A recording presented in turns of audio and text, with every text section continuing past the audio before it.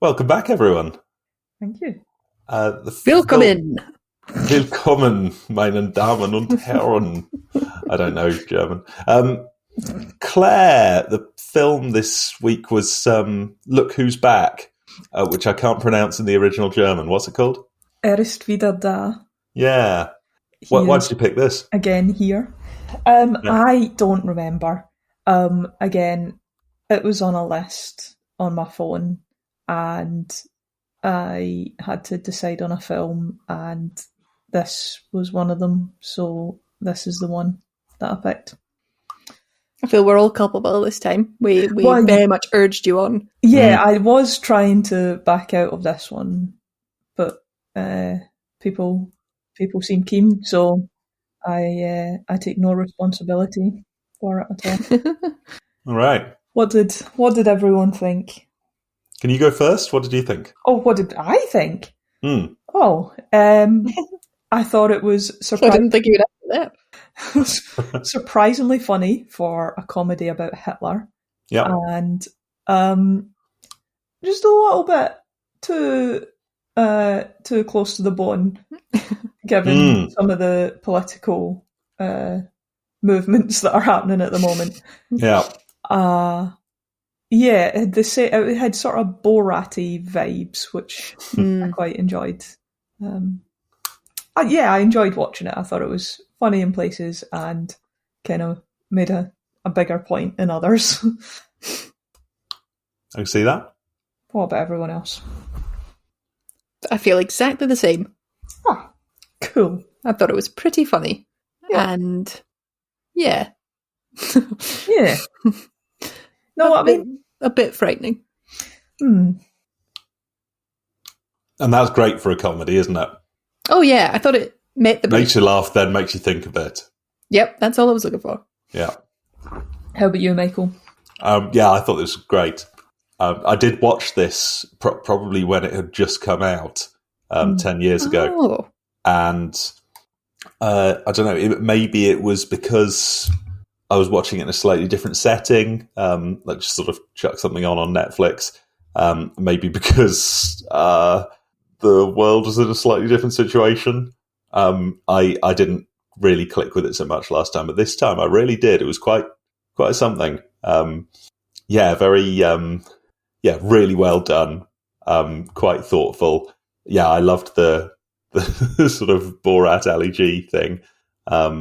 And yeah, I think it had something to say. What do you about Fernando? What about you, Fernando? Did you like it? Did I like it? I'm not sure. Okay. I guess I'm not sure because the jokes were about things that, I don't know, I thought that maybe we shouldn't joke about. I see. Especially because it seemed to me that we were making fun of people that maybe we thought of as on the fringes of society, but maybe they're not on the fringes of society. And when other people see themselves making, well, if they see this film and they think they're making fun of them, then they only get angrier.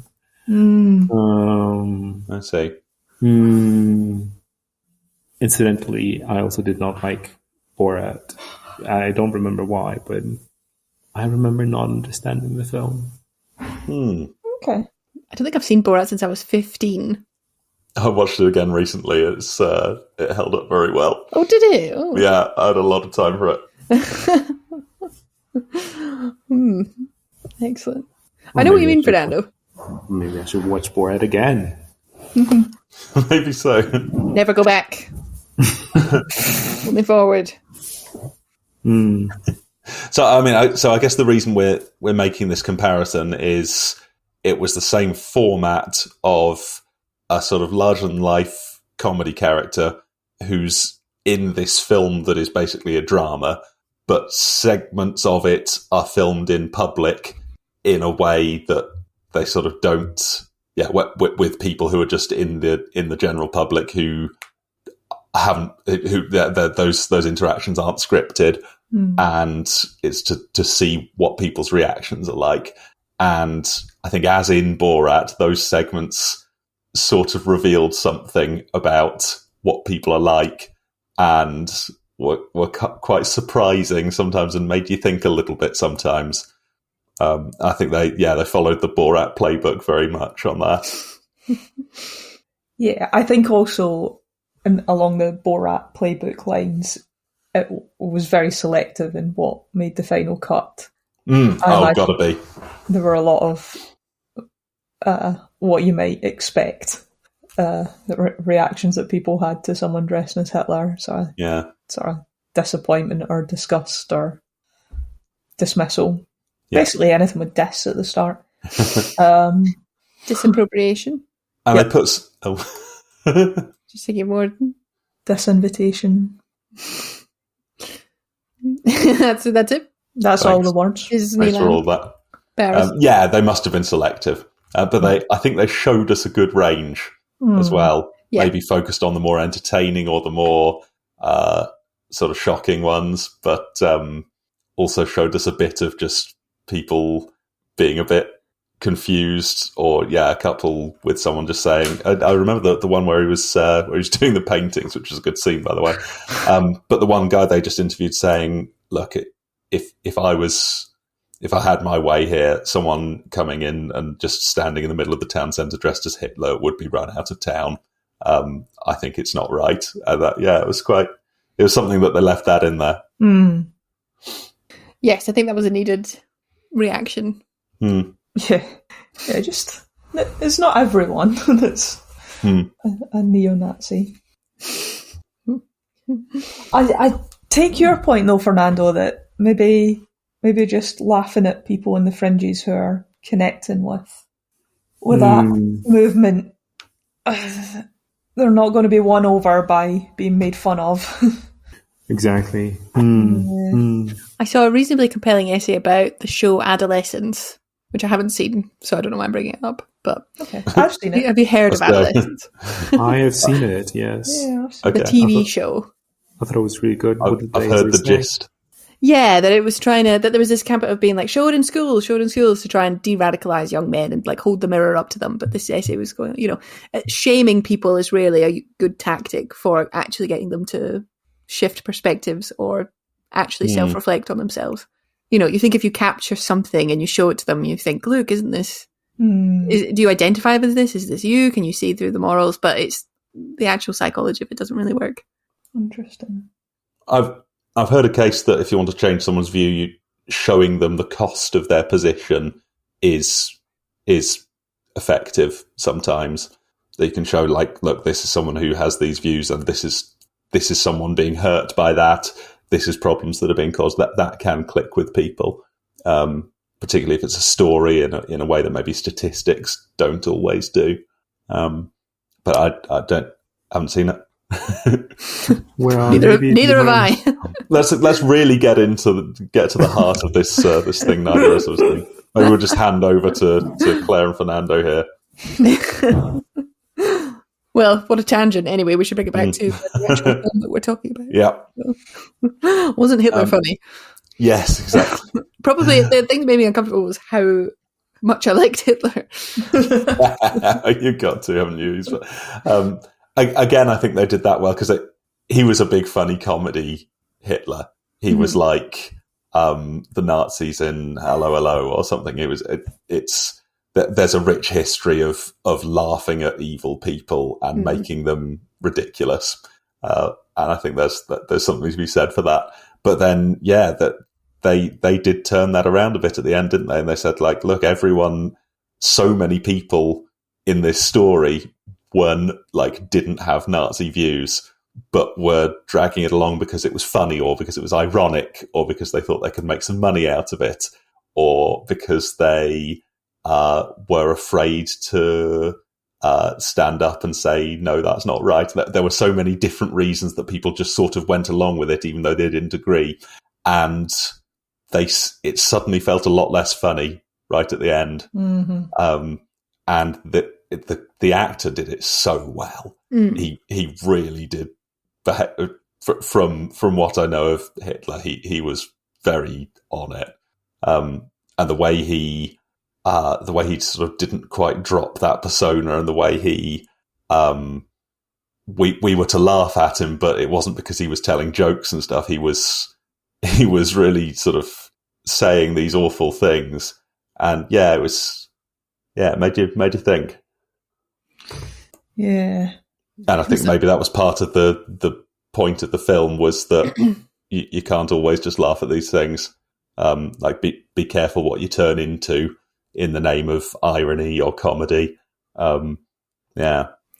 It's a bit like that, the time you told Ryan off for buying the Daily Mail. Yes. Because they don't know that you're doing it ironically.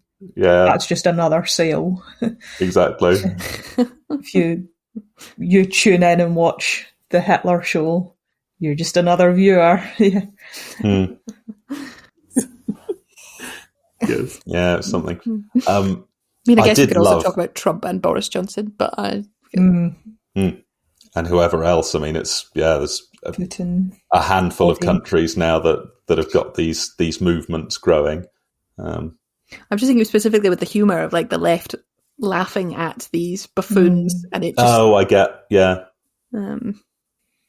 raising their profile, Farage as well and stuff. Totally, yeah. Mussolini was the clown, wasn't he? Yeah. Was his nickname. It's all very funny until they end up in charge. So it had a good political edge to a spoof comedy. To such a nuts idea for a spoof comedy as well. What a stupid idea for a film, and yet somehow they pulled it out and made it really work. I was thinking as I was watching it, if the guys who did Holy Motors or Southland Tales watched this, that they must have been kicking themselves and been like, shit, that was it. That was what we meant to do. There's something completely absurd and nuts and surreal and bonkers and what's going to happen next. But, oh my God, there's actually a point to it. And by the time you got to the end, it makes a big impact on people who are watching it. Brilliant. Yeah. Yeah, so my fear with talking about this film is that I just reacted exactly how the audience was supposed to, and anything I have to say about this film is not going to be useful or insightful. It is just how it was supposed to be taken. Yeah. I don't really know. Oh, that's okay. We can discuss that and reflect on it, can't we? I suppose so. I hate that that it worked. Well, they're not trying to... they tricked me. They made a They film. tricked you by the ruthless tactic of making a well-crafted film with a resonant message. Yeah, exactly. Bastards. Stanley Kubrick all over again. Well, yeah. Slightly different to Stanley Kubrick. Yeah. But yeah, I'm not sure I've got anything insightful to add to the film to the discussion that isn't obvious. Well, you can try and answer the question, was the characteristic Hitler moustache really because of the gas mask? That's a good question. He did ruin a perfectly good style of facial hair, didn't he? You think Hitler ruined the moustache? The toothbrush moustache. Oh, I see. Yeah, Charlie Chaplin had that one going for years before Hitler ruined it. What? But he got his own back, though, didn't he? I can't wait to watch The Great Dictator. Wait, you're all telling me that moustache was popular before Hitler made it bad? Yeah, well, a few people had it, I think. It wasn't a lot of people. Oh. Yeah, it was like a characteristic, that's interesting. What a strange thing to be. So it was not because of the gas mask? Not sure. That might just be a Hitler story. I think that there's a suggestion that he at least kept it as to have a thing. Like when you're a politician who wants to get noticed, it's worth having a thing. Even if it seems a bit silly, something that just makes you memorable. Like a big thatch of blonde hair. Yeah, floppy blonde hair. Or a orange fake tan. Was it Harold Wilson? It's like Claudia Winkleman. Was it Harold Wilson used to smoke a pipe? Yeah. And no one smoked a pipe by that point. That was a weird thing to do, but it was his thing. Or Churchill walking around with a cigar in his mouth all the time, and he always had the cigar because that was Churchill. What do you think your thing would be? Argyle stocks. Argyle stocks. I have to pull up my trousers everywhere I go for people to see them. I guess that would be my thing. Just walking around holding your trousers up by the knees. I would always be holding a cup of matcha on my right hand and then a Go board game on my left. Wow, a full 19 by 19 Go board. Yes. Very distinctive. On his hand. That would be distinctive. With pieces on it. Yeah. Challenge anyone to play you as you walk past. Yeah. Might bring back chewing tobacco. Oh, the tobacco thing's been a bit done, though. You know, you're really going to stand out if you're. Okay. Well, I suppose chewing tobacco's not really. That's weird. That might be. Yeah, that might just be. It's because of the spitting thing, though, isn't it? Yeah. Chewing tobacco. No one's going to like it, but God damn it, it'll get me remembered. Carrying around an empty Coors Light can to spit it into. Patung. Yeah. No, that's not very good. It's a good distraction tactic at PMQs. I reckon maybe I'll wear a tam pipes. o'shanter. Tam o'shanter. Oh, wait, what did you say? I said the panpipes are due a resurgence. Whoa, okay. Yep. Yeah, just round my neck. Yeah, that'd be good. Tam o'shanter's a hat. Yeah. Oh, yeah. Not a copy of tam o'shanter under my elbow. Yeah. How about like a giant stick insect? You know, some people like carry a giant stick insect around with them. You just have it like bounced on my shoulder. Insect? Yeah, like a pet, but they're very docile and they basically just sit on your shoulder. That used to be a thing, right, in the past. I remember my grandmother having one of, I think, a massive beetle that was encrusted with jewels, and it was still alive. Oh, wow. What? Yes. Jewels. Yes. Wow. That's kind of horrible. That's horrible. Yes. Yeah. It does remind me, you know, there's a bit of a trend in the Disney parks of wearable plushies, little shoulder pals. Oh, there we are. Yeah, I'd have one of them. Yeah, I remember Kira getting angry because someone wrote a Guardian article about them taking off, and she decided to wear one for a week just around like London, and Kira was like, what a stupid thing. They're not popular outside of the parks. You're making people seem like they're crazier than they are. You see. It's a park trend. It's just women talking about how she's getting weird looks for wearing a ratatouille on the side of her shoulder walking around. Well, yeah. Yeah. You could always be wearing your graduation gown, and then people will remember you. Mm-hmm. Yeah. That would work. Natural authority. Okay, yeah, now we're talking. You could be doing a live blue gown as well. reenactment of Kafka's metamorphosis at all times by just constantly putting on a new thing that transforms you into a big beetle and then undoing it. These are all great ideas. Wasn't it? Cockroach. What was it? Or was it a bit? Yeah, no, I can't remember. How about you get one of those tiny dogs and push it around in a little dog trolley? Yes, please. Oh dear. No one ever started a movement while pushing a little dog around on a trolley. That's... What exactly? You'd be the only one. You'd be remembered. Suppose so. No one going up on the stage with everyone cheering, be like, could you be a bit quiet? He's having a little sleep at the moment. Yeah. No, I guess I'll never have a thing. Oh well. Probably for the best. You could just shave half of your beard. Just one side. Oh, yeah, that's an idea. That would be noticeable. You could have a monocle. Is that what it's called? A monocle, yeah. Would you a monocled politician? How about all of these? Monocle, half a beard, turning into a beetle, Disney shoulder plushie, playing the panpipes. Yeah, you're getting a bit close to like the sort of bin face candidates at the elections. Yes, that's about there, isn't it? Yeah, they probably all decided to do their thing. Well, it worked for bin face. I mean, it's pretty iconic in British politics. That's true. We could jump to games. We could. I've got some favourite moments from the film I'd like to. Oh, let's go. Yeah, sorry, let's go through our notes. Okay, I really enjoyed, I suppose the first punch I got from the film where I was like, ha, that is funny, was when he was walking on the beach and his umbrella was blowing. It's just something funny about Hitler on a beach with an umbrella trying to... and when he was stung by the bee, really enjoyed him sort of flailing around panicking because he'd been stung by the bee. And I don't remember.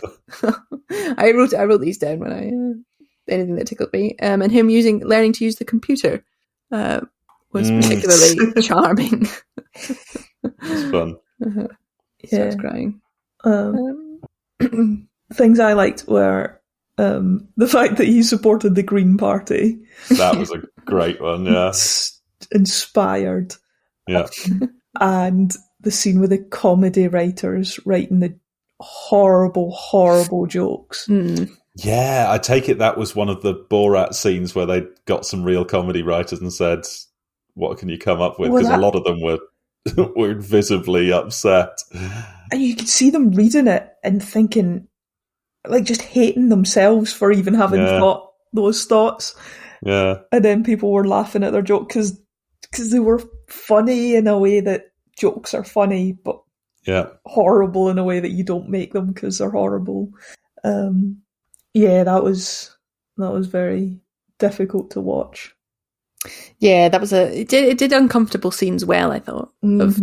Felt, oh, that's so close to the line, which I think they have to go. If anything, I thought actually sometimes they didn't go close. Like I've read a couple of reviews of the film. Okay. Yeah. And a couple of people noticed they're like, I don't think they go far enough towards the end showing how vile Hitler's, they sort of a couple of punches. Right. Oh, I see. They really don't talk about his, like, they do avoid, they have one joke about Jewish, well, not apart from the writer's room, but the woman saying to him, but just to be clear, Jews are no laughing matter, which was a funny joke, and him going, I completely agree. Very funny. But apart from him maybe like having a conversation with the guy who's black saying, we'll have jobs for you too, which was also funny, but it was maybe a bit too cozy at times. They just showed how charming and charismatic he was. And we knew, I suppose we don't, maybe, I'm not sure I agree with this, because I think underneath we know, we don't need to go over it again. We know how deeply, it's Hitler, for God's sake. Yeah. I mean, the ending was a punch in the gut. If you watched it to the end, I don't think you could go away, think like just having that as this was a cute, funny film. I thought. Yeah, no, I don't think it was just cute. It was disturbing enough to work. And I did find myself hating him as well, even though he was very funny earlier on, but by the end, I was, it wasn't funny anymore. I think they did that well. Were you angry with yourself for laughing? No, because I saw what the filmmakers had been doing and I agreed with them. And it was funny. I don't think so. They never caused us to laugh at like truly racist jokes and stuff. We were always laughing at either Hitler or the absurdity of Hitler or people's reactions to Hitler. They did that right. Okay, that's fine. It was. They're playing with fire a bit here. There's bound to be people who don't think they played it quite right. So I can respect that. As you say, though, it's a well-established tradition of parodying evil leaders. I don't think it's always entirely harmful to do that. I think there's a justification of making them, showing how absurd they are. Yeah, I think that worked well. I think the bit I found funniest was him doing the paintings. So this is something everyone knows, as he was a failed artist, and to therefore do it with him just drawing these just pathetic stick figures and line drawings, and also like really racist caricatures that he's coming out with, was brilliant. He was like, yes, of course it's a Hitler. What did you think he was going to do? And that was really good. You laughed quite a lot at the Downfall parody. Oh yeah, I think I actually might know. So they played off the film Downfall, and I think I maybe hadn't seen that when I last saw this film, and I don't remember getting it, but they did that really well. Do you remember that there's the famous scene where Hitler's in his bunker in the film Downfall, and he's kind of got the news that he's lost the war, basically. And he does this thing where he sort of breaks down and sends everyone out of the room and then just starts yelling at people. And they do that scene like every moment of it exactly the same, with the TV director. I can't remember what had happened. Does he found out he'd been sacked or something? Is it not when they get rid of Hitler? They stop broadcasting Hitler, and that was it. Yeah. Did you get that one, Laura and Fernando? Never seen Downfall. Okay. I have not seen it. I think a lot of people recognise the clip from like parody YouTube videos, because if you don't understand German, you can change the subtitles to be about anything you want. So it can be like Hitler discovers that his World of Warcraft account has been banned. I might have seen a couple. Yeah. It with them, so or whatever it is. Yeah, there's a lot of variations on this. Yeah, for the record, that's my only experience of that scene as well. I've never actually seen Downfall. Yeah. Oh, do you know what? Yeah, that rings a bell. I think I have seen it. I don't remember what it was, but very good. I have to say, I found a lot of it funny, but I found a lot of it a bit like meh. So I wouldn't say I was like wholly. Some stretches I got a bit bored. Yeah, I got a bit bored at times. I think I would probably land on 3 stars. Which is sort of average. Like it was good. I enjoyed it. I'm glad I've seen it. Yeah, I think I would land on a 4. Nice. Out of 4? 4 out of 4? Out of 17. Oh, that's not good. Yeah, it wasn't engaging the whole way through. I think it gets a lot of credit for doing something brave and doing bits of it really well. But yeah, there were parts that were weak. Yeah, it's the same thing I'd say with Borat, by the way. And probably for something where so much of the gimmick is seeing people's reactions, quite long segments that are just the drama bit, where it's fully scripted and not even pretending not to be, but they're not particularly interesting characters or anything. I don't really care about the main character guy who finds him and his girlfriend or whatever. He was a bit. He's all right. It's better than I could have done, but yeah, I wasn't that. I don't really care. Yeah. Yeah, you got to have a big personality to compete with Hitler on the screen. Yes, that's it. I'm sure this guy had the chops for it. There were times that Hitler looked a little bit like Mads Mikkelsen to me, just for the record. I will pretend you didn't say that. Yeah. Oh, he could do it though, couldn't he? You'd be a good Hitler. I trust in Mads. Yeah. Oh God, yeah. Before the end of his career. He could do anything. He could play Princess Diana. I'd definitely see that. Oh, he could play Hitler, but having escaped to Argentina. Ooh. And actually just really old and living out his life. Yeah, brilliant. He does have a villainous sort of, not a villainous face, that's cruel, but he plays a good villain. He does. He was great in Casino Royale, wasn't he? Yes. Yeah. Yeah, he looks like he'd be up to no good. No offense. Great. Should we play some games? Yeah. Yeah. Who were we? Who would you cast us as? Well, I would be Hitler. Thank you. Someone had to take Hitler. Yeah, I could see you sort of calmly persuading people to your viewpoint along the roadside. Making statement of fact. So. Statements as though they're fact, sorry. I think Claire could be the sharp TV exec who smells a golden opportunity. I see. Yeah. I would, yeah. If that's my job, I'll just get on with it. That's what you got to do. What about you, Michael? I think I'm one of the neo-Nazis who punches him in the face for making fun of the cause. No, I have no idea. I don't think there are a lot of characters in this film I identified with. I see you's the document. You're the documentarian, maybe. Well, nah, probably not. I don't know if you're stumbling along through, not quite sure what I'm doing. Seeing the best in people, even when they're Hitler. Yeah, maybe that's it. Who does that make you then, Laura? I'm the guy with all the dogs. Not the receptionist come love interest. Well, I do like rats, and if I had a rat, I would bring it to work. I didn't see myself in her, to be honest. I thought she was... I mean, I liked her as a character. Yeah, she was good. Totally blind to... like everyone else, I suppose, but particularly gormless. Mm.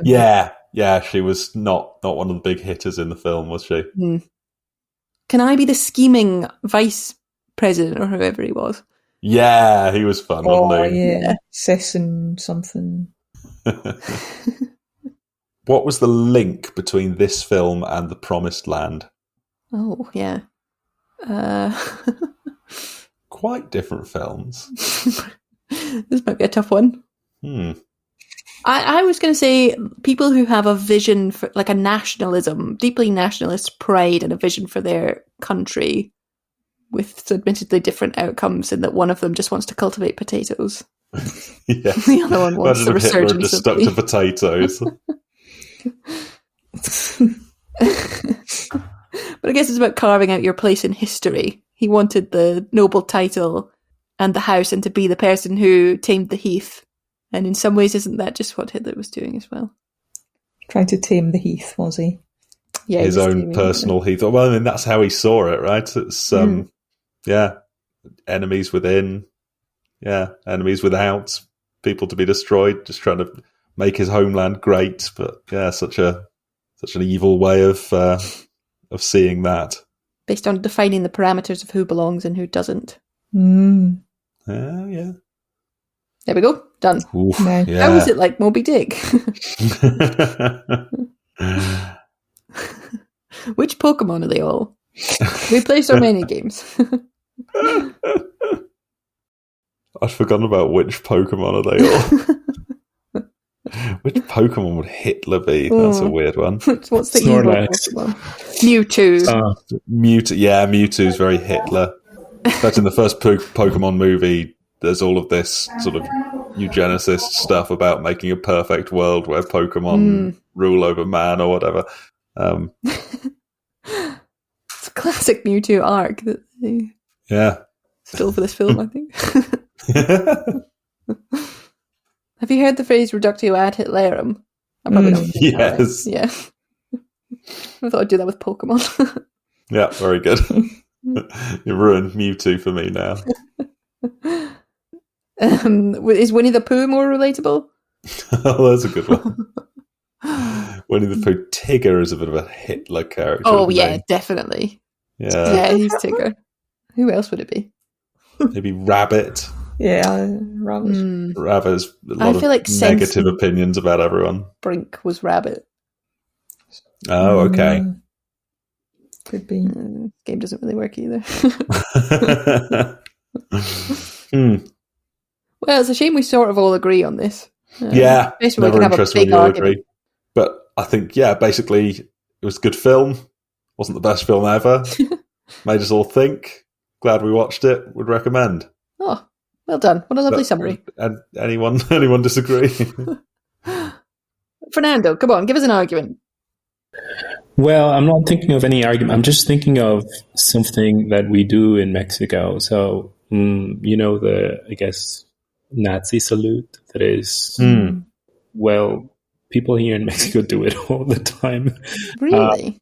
The people that are during the swearing-in ceremonies of Mexican officials, like, say, senators or certainly the president, when they are taking the oath of office, they do the Roman salute. Right. And I wonder why that is. I wonder why that... Well, I know the origin of the salute, and I guess that is the answer. But I wonder why we still do it. And I'm thinking specifically, and maybe I should have thought about this earlier, that currently the current Mexican president is the first Jewish president that we have. And I wonder if she saw the link between the Romans. Well, it's essentially the same thing, right? And I wonder now, I did not see the swearing in ceremony for the current president, but I wonder if she made the Nazi salute, well, the Roman salute, or if she thought, well, this is strange for me to do it, especially because I am Jewish, so maybe I should do something else. Interesting. Yeah. Wow. I guess it's another thing the Nazis have ruined a bit, like the tiny moustache. There's nothing actually wrong with greeting people by like putting your hand up like that. I guess it's very close to what you do when you're sort of trying to get someone's attention, isn't it? Just put one arm in the air above your head. But yeah, I guess it's just about what you're used to seeing. The power of symbols. Yeah, the power of people to change symbols. It's strange. Apparently, this is what a Danish friend of mine told me, that the swastika is originally an Indian symbol, I think. You still see it a lot over there, I think. Yeah. That symbolizes peace, I think. Yeah, I think it tends to look slightly different, but it's still sort of decidedly a swastika. It's like the anti-clockwise version. Yes, the other way around. The tails point the other direction, I think. And it often has 4 dots inside the tails. Is that right? Yeah. But yeah, I mean, it's odd when you see it and like, oh shit, that's a swastika. Just have you seen the Monty Python sketch with Mr. Hilter? I don't remember it. Oh, it's great. So it's Hitler and Himmler and someone else, I can't remember, are in the English countryside in a B&B, and they're poring over maps. Oh, yeah. Be like, and this is Mr. Hilter. Oh, you've got the wrong map there. You want the Ilford and Barnstable, not that's Munich. Oh, yeah, and they're just planning to invade London, aren't they? And, and the landlady doesn't have any idea who they are. Yeah, yeah, that's exactly that. That's what I'm talking about. This kind of this history of just making fun of Nazis, and they did it all the time. I swear, every episode of Monty Python had some Nazis in it doing one thing or another. It's one of my favourite sketches. I really like it. Yeah, I'm gonna have to watch it again after this. Yeah, I'll look forward to that. The Woodhouse ones had Spode, didn't they? Oh, Roderick Spode. Yeah, he was good. He had the moustache and everything. Yeah, and had a thing about English racial purity based on perfect knees. Yeah. And so they all wore shorts all the time. Yeah, that was it. I think that might be all my thoughts. Thank you for picking it. Yeah. Thank you for picking it. You're welcome. It was very film club, I'm going to say. Yes, classic. Very offbeat and made us think a lot, but was also very, interesting. Oh, and Claudia Scheinbaum did do the, should we say, the Roman salute? Yeah. Yes. Oh dear. And she, more than anyone else, we're convinced is not a neo-Nazi. Well, now I don't know. Now I do not know. Very interesting. Yeah, thanks for a nice discussion, everyone. Lovely. Yeah, thanks, everyone. We are all in the hat now, aren't we? Yes. We are. Oh, one moment, please. Do we do a Roman salute while this is playing? No, we do put our hand on our heart. That's what we always did.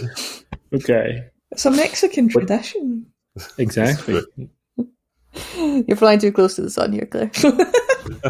Good job I've got my sombrero on. Okay, I'll play the music now. Thank you.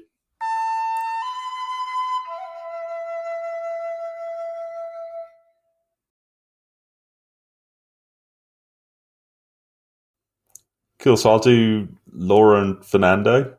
Okay. Okay. 3, 2, 1. Rock. Scissors. Well, Well done, Laura. Could someone count Claire and me in? 3, 2, 1. Rock. Paper. Yeah. Okay. Oh. It's Laura or me. Have you got one Hang pick, on. Laura? No, hang on. I always fumble at the last hurdle. I meant have you got a film pick, not have you got rock or paper or scissors picked. You can just say one at random. I always overthink it. I always think, what's the least? What do you expect me to do? Okay, I'm ready. Yes, I have a film picked. 2, 1. Paper. Okay. 3, 2, 1. Scissors. Paper. Yeah, well done. Okay, so I mean, I'm an inconsistent person. I know I promised Mysterious Island, but I think we'd actually have a better time watching Clash of the Titans. Is that so different? Clash of the Titans. Yeah. 1981, not the 2000s one where they tried to do it seriously. Okay. Very promising, thank you. I'm excited. This is going to be good. And my apologies in advance to Fernando because I know you won't like it. Amazing. wait, you do not know that. You do not know that. I might like it. You're right, I don't know it. I suspect it.